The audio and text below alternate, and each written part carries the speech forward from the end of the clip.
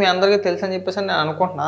తురకా కిషోర్ అని చెప్పేసి అని 2020 స్థానిక సంస్థల ఎన్నికల సమయంలో బోండా ఉమా గారి పైన అలాగే బుద్ధా వెంకన్న గారి పైన దాడి చేశాడు.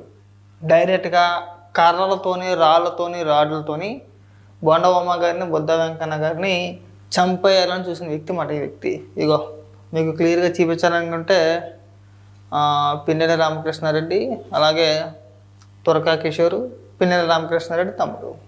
ఆ తర్వాత మున్సిపల్ చైర్మన్ కూడా చేశారనుకుంటే అది వేరే విషయం. అయితే ఈరోజు మనోని అరెస్ట్ చేశారన్నమాట హైదరాబాద్లో. అంటే ఓడిపోయిన తర్వాత ఇక్కడ లేడు, బారిపోయాడు.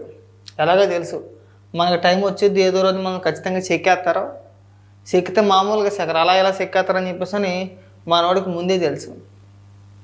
ఓడిపోయిన తర్వాత కానీ నుంచి ఇప్పటి వరకు కూడా అజ్ఞాతంలోనే ఉన్నాడు, పరారీలో ఉన్నాడు. ఇవాళ హైదరాబాద్లో మనోని అరెస్ట్ చేశారు.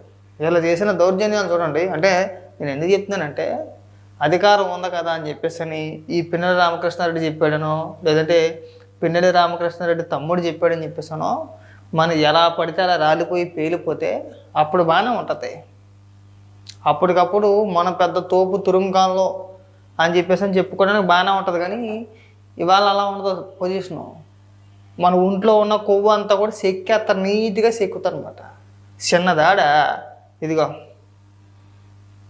ఒకసారి అంటే విజువల్స్ నేను చూపించడానికి. కానీ ఇది ఈ కారులో బుద్ధా వెంకన్న గారు బోండామ్మ గారు ఇద్దరు ఉన్నారు, వాళ్ళ పైన దాడి మాట చూసారు కదా. చూద్దాం మనోడు ఏ విధంగా బయటకు వస్తాడో, తర్వాత పరిస్థితి ఏంటి, మనోడు పరిస్థితి కూడా బోరుగడ్డ అనేలాగే అవుతుందా, లేదంటే ఏదైనా వైఎస్ఆర్సీపీ పార్టీ ఏమైనా ముందుకు వచ్చి మనోడికి సహాయం ఏమైనా చేసుద్దా న్యాయపరంగా అనేది మనం వేచి చూడాల్సిందే.